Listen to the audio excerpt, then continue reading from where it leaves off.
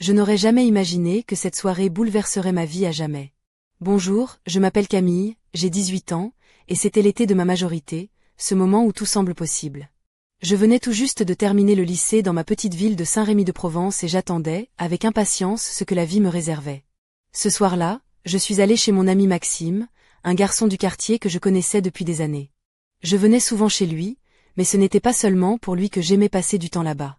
En réalité, c'était surtout parce que sa mère, Madame Delphine, avait quelque chose de particulier. Elle avait la cinquantaine, mais elle était incroyablement séduisante et pleine de charme, une femme mûre, douce et pourtant pleine de vie. Sa silhouette était parfaite, fine et élégante, fruit de ses années en tant que coach sportive. Elle savait entretenir son corps avec grâce, et même si elle portait un simple peignoir chez elle, elle dégageait une sensualité naturelle qui me laissait souvent sans voix. Quand je suis arrivée, Maxime m'a accueilli comme d'habitude, souriant et un peu gêné, tandis que Delphine préparait le dîner dans la cuisine. « Viens, Camille, j'ai préparé quelque chose de spécial ce soir », m'a-t-elle dit avec un sourire chaleureux. Maxime s'est enfermé dans sa chambre, et nous avons dîné toutes les deux, dans une ambiance calme et presque intime. Au fil du repas, j'ai commencé à remarquer son regard insistant, la façon dont elle s'inclinait légèrement vers moi, laissant deviner des courbes prometteuses sous son peignoir de satin rose pâle. « Tu es un garçon charmant », a-t-elle murmuré avant de s'éclipser vers sa chambre. Ce compliment inattendu m'a fait frissonner. Je savais qu'elle était mariée, mais il paraissait que son mari, souvent absent pour son travail, la laissait seule longtemps. Peut-être qu'elle ressentait ce manque d'affection. Plus tard dans la soirée, alors que je préparais à partir, Delphine m'a arrêté d'une voix douce. « Ne rentre pas trop tard, tu peux rester ici ce soir. J'ai préparé une chambre pour toi. » Elle m'a pris la main avec une tendresse qui m'a surprise, et un frisson m'a parcouru l'échine. Cette femme, si sûre d'elle, si élégante, me faisait sentir à la fois protégée et étrangement attirée. En entrant dans la chambre, elle s'est penchée vers moi, un sourire mystérieux aux lèvres. « Tu vas passer une nuit inoubliable, Camille. » Puis elle est partie, me laissant seule avec mes pensées tourbillonnantes. J'étais épuisée, mais le poids de ses paroles me maintenait éveillée. Alors que je m'endormais, un sentiment d'anticipation et d'inconnu emplissait l'air. L'air était doux cette soirée-là, mais mon esprit bouillonnait d'incertitude. Je m'appelle Camille, j'ai 18 ans, et je n'aurais jamais cru qu'une simple visite chez mon ami Maxime tournerait ainsi. Assise dans cette chambre à Saint-Rémy-de-Provence, je repensais à chaque détail de la soirée, à cette tension presque palpable qui s'était installée entre Delphine et moi. Tout avait commencé de manière si innocente. Après le dîner, alors que Maxime s'était enfermé dans sa chambre, Delphine et moi étions restés seuls dans la cuisine. Elle avait ce sourire doux, presque maternel, mais aussi une lueur dans les yeux que je ne savais pas interpréter.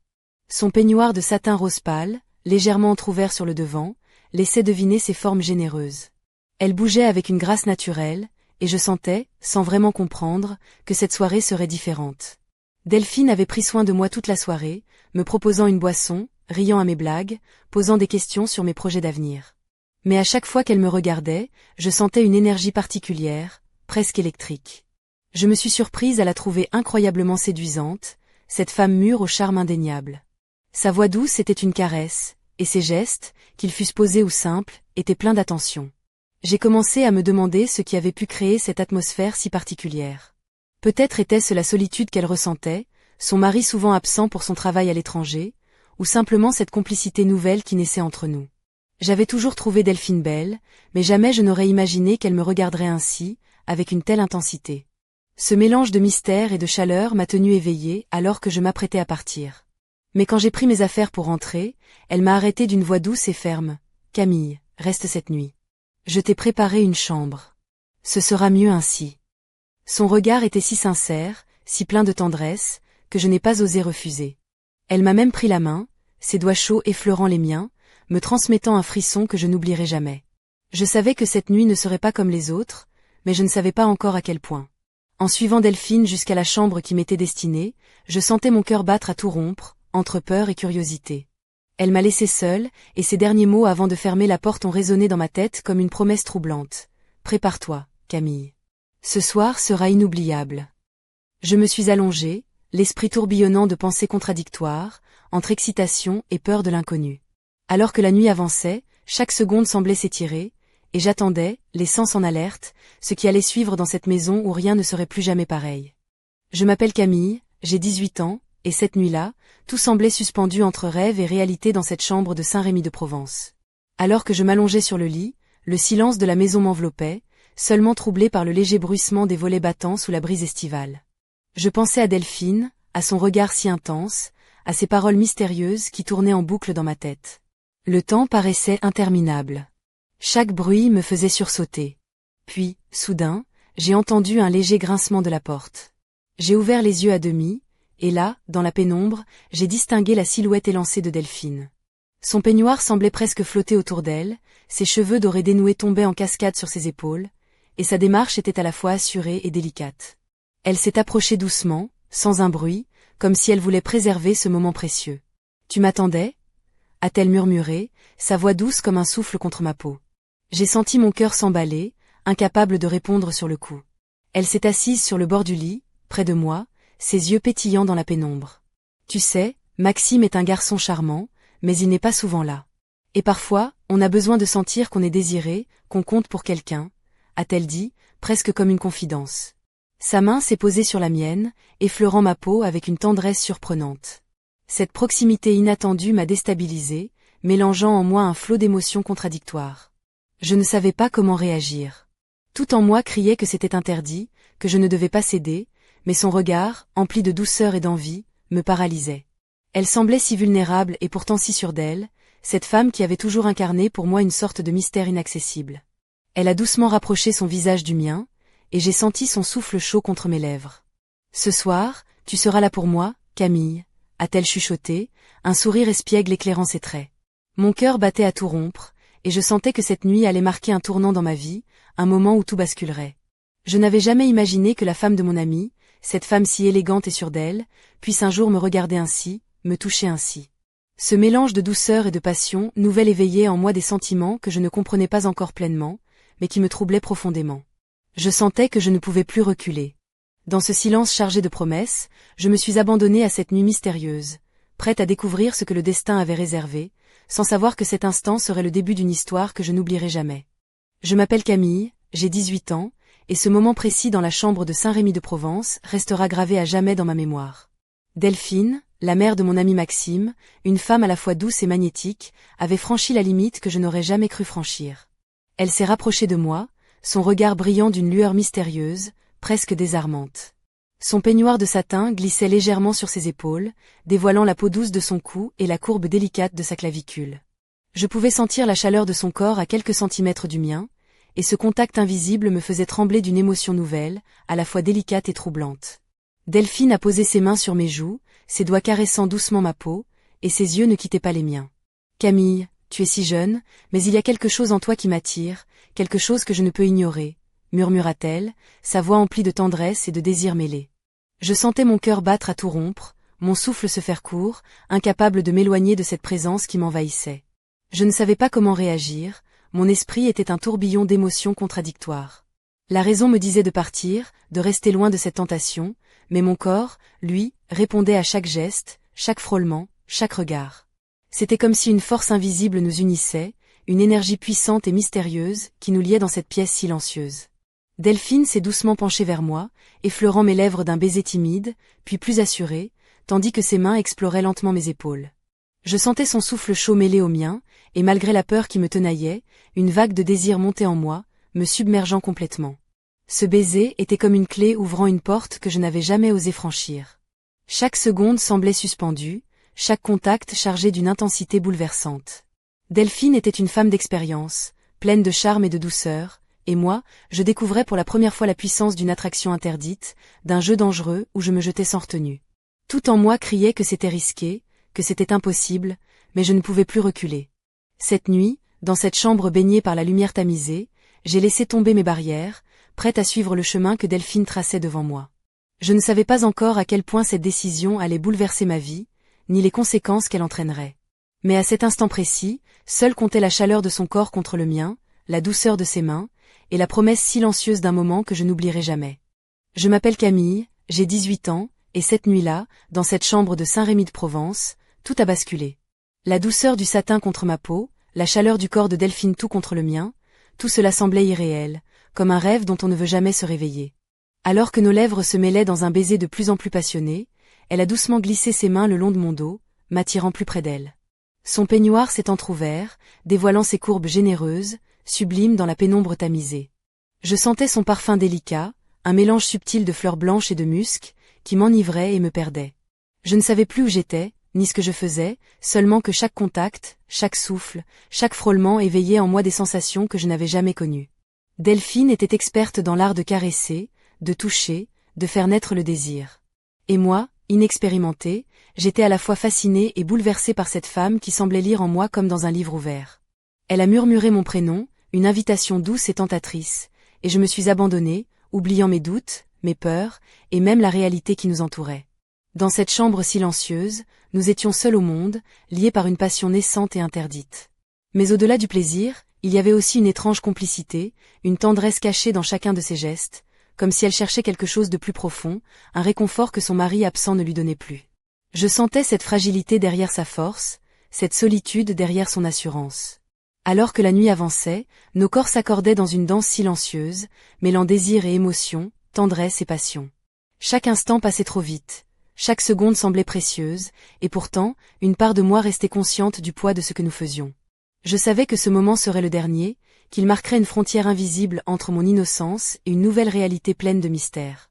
Mais à cet instant, je voulais juste profiter de chaque souffle, de chaque caresse, de chaque regard échangé avec cette femme fascinante. Quand enfin, épuisés, nous nous sommes laissés aller au silence, je savais que rien ne serait plus jamais pareil.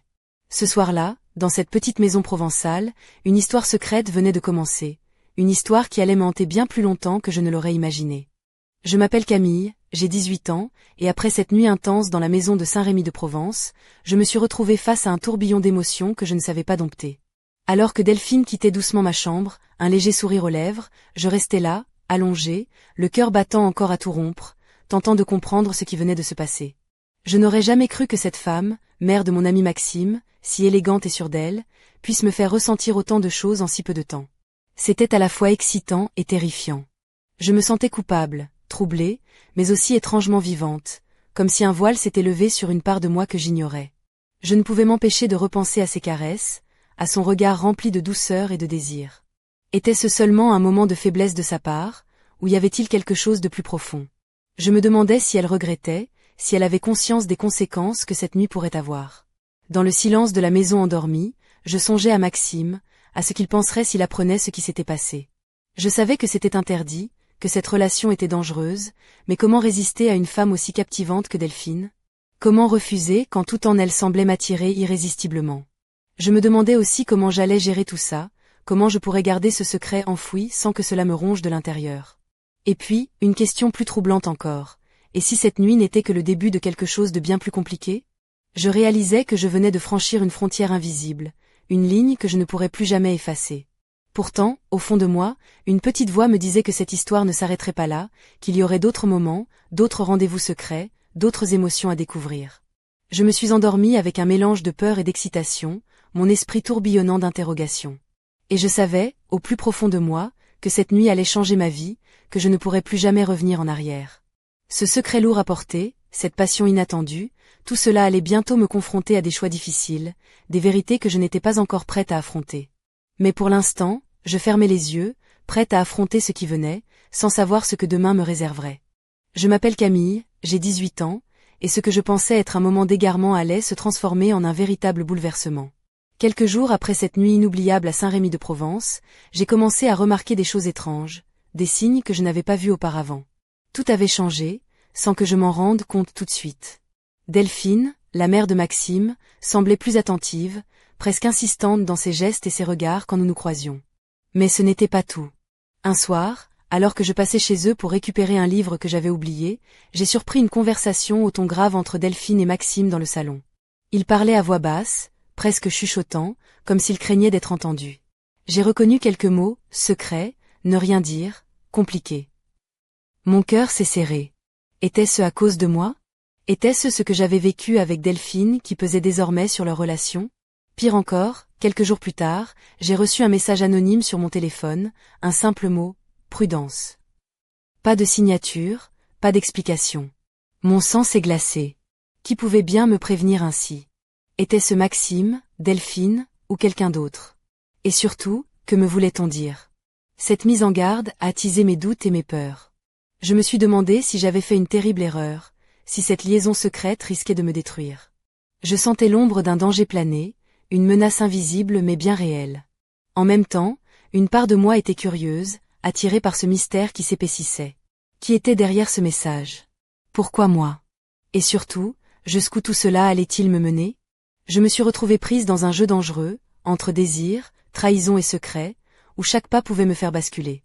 Et plus je cherchais des réponses, plus les questions devenaient nombreuses, et le mystère insondable.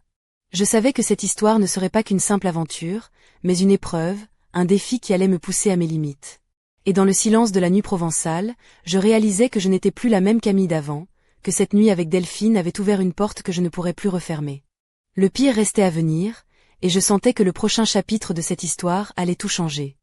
Je m'appelle Camille, j'ai 18 ans, et ce mystère qui s'épaississait autour de Delphine et moi allait bientôt prendre une tournure que je n'aurais jamais pu imaginer. Après le message anonyme, j'étais sur le qui-vive, chaque son dans la maison, chaque regard, chaque silence me paraissait lourd de sens. Un soir, alors que je rentrais chez moi à pied, la lumière des réverbères projetait des ombres inquiétantes sur les pavés de Saint-Rémy-de-Provence. Soudain, j'ai senti quelqu'un me suivre. Mon cœur s'est emballé, je me suis retournée, mais il n'y avait personne. Pourtant, cette sensation de présence persistait, tangible, oppressante. Le lendemain, j'ai reçu un second message, cette fois accompagné d'une photo floue. C'était moi, prise à mon insu, dans la maison de Delphine. Le choc a été violent. Qui me surveillait ainsi? Quelqu'un voulait jouer avec moi, me faire peur, ou pire, me faire chanter. Je me suis tournée vers Delphine, cherchant du réconfort, mais elle paraissait distante, presque froide. Lors de notre dernière rencontre, elle m'a regardée avec une intensité nouvelle, mélange d'inquiétude et de détermination. « Camille, il faut que tu sois prudente », m'a-t-elle dit doucement. « Ce que nous avons fait ne peut pas rester secret, pas sans conséquence. » Je sentais qu'elle portait un fardeau, un poids invisible dont elle ne voulait pas parler. Sa carrière de coach sportif, sa réputation, tout cela pouvait être détruit si cette histoire venait à éclater. Mais qui était ce mystérieux observateur, ce maître du chantage? Je me suis demandé si Maxime était au courant, s'il jouait un rôle dans ce piège, ou si quelqu'un d'autre, jaloux ou rancunier, cherchait à détruire Delphine en passant par moi. Chaque hypothèse semblait plus sombre que la précédente. Je me sentais prise au piège, comme une proie dans un filet invisible. Mais malgré la peur, une part de moi voulait comprendre, voulait savoir jusqu'où cette intrigue pouvait aller, et surtout, comment en sortir indemne. Delphine et moi, liés par notre secret, devions maintenant affronter cette menace commune, mais je sentais que la confiance entre nous allait être mise à rude épreuve. Chaque parole, chaque silence devenait un champ de bataille, et je ne savais plus qui je pouvais réellement croire. Ce tournant inattendu dans notre histoire m'a plongé dans un tourbillon d'émotions contradictoires, entre peur, désir et suspicion. Et je savais que la suite serait plus dangereuse encore, plus imprévisible, et surtout, impossible à oublier. Je m'appelle Camille, j'ai 18 ans, et cette histoire, qui avait commencé comme une simple attirance interdite, prenait désormais une ampleur inimaginable, comme si un cyclone invisible m'engloutissait. Chaque instant semblait chargé d'une tension insoutenable, chaque regard échangé avec Delphine était désormais chargé de mille non-dits, et chaque pas dans les rues de Saint-Rémy-de-Provence résonnait comme un défi lancé au destin. Les jours suivants, la menace invisible grandissait, s'immisçant dans chaque recoin de ma vie. Je recevais des appels muets, des messages cryptiques, des regards qui me suivaient dans la rue. Ce n'était plus simplement une liaison secrète, c'était une toile d'araignée, une machination qui m'enlaçait lentement mais sûrement. Delphine, malgré son apparente sérénité, semblait elle-même prisonnière de ce tourbillon. Son sourire devenait parfois un masque fragile derrière lequel se cachait une angoisse profonde. Lors de nos rares moments ensemble, elle me répétait de rester forte, mais je voyais dans ses yeux la peur d'être démasquée, d'être brisée. Une nuit, alors que je rentrais chez eux, j'ai surpris une conversation téléphonique entre Delphine et une voix grave et menaçante. Les mots de silence, argent, menace, résonnaient dans la pièce, glaçant mon sang. Je réalisais que tout cela dépassait largement notre secret, qu'il y avait des enjeux bien plus sombres, des personnes puissantes impliquées. C'était comme si cette histoire avait pris une vie propre, un monstre aux multiples visages qui nous dévorait petit à petit. Je me sentais vulnérable, perdue dans un labyrinthe dont je ne voyais pas la sortie. Et pourtant, malgré la peur, une étrange force me poussait à aller jusqu'au bout, à affronter ce que je redoutais le plus. Le temps semblait suspendu, chaque jour apportait son lot de surprises et de dangers. Je savais que bientôt, tout éclaterait au grand jour, que le calme apparent n'était qu'une illusion avant la tempête finale. Et dans ce tourbillon infernal, je ne pouvais compter que sur moi-même, et sur Delphine, cette femme énigmatique qui était devenue bien plus qu'une tentation passagère. Ce moment, Cette intensité, cette montée vertigineuse de tension et d'émotion, c'était l'apogée d'une histoire qui avait commencé dans la douceur d'une nuit d'été, et qui s'apprêtait à basculer dans l'inconnu le plus sombre. Je savais que rien ne serait plus jamais pareil. Je m'appelle Camille, j'ai 18 ans, et alors que la tempête menaçante approchait à grands pas, je sentais que le moment de vérité était imminent. Dans cette maison de Saint-Rémy-de-Provence, où tout avait commencé par un simple regard, une simple caresse, le poids des secrets et des menaces devenait insoutenable.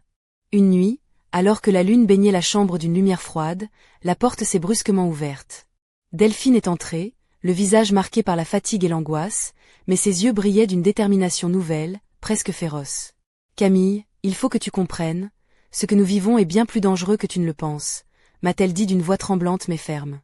Je sentais que chaque mot était chargé de conséquences, que cette histoire allait basculer dans un abîme où plus rien ne serait pareil.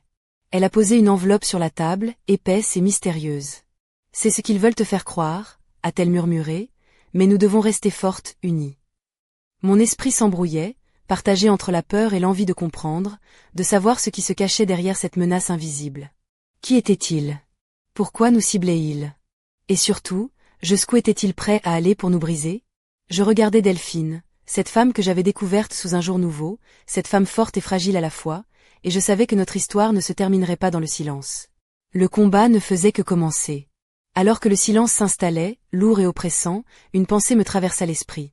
Et si tout cela n'était qu'un prélude à quelque chose de bien plus grand, de bien plus terrible? Je me levai, prête à affronter l'inconnu, avec la certitude que cette nuit, je perdrais peut-être mon innocence, mais que je gagnerais en force. Et dans ce souffle suspendu, alors que la porte se refermait doucement derrière Delphine, je sus que l'histoire que je vivais allait marquer à jamais ma vie, et que le mystère, loin de s'éteindre, ne faisait que commencer.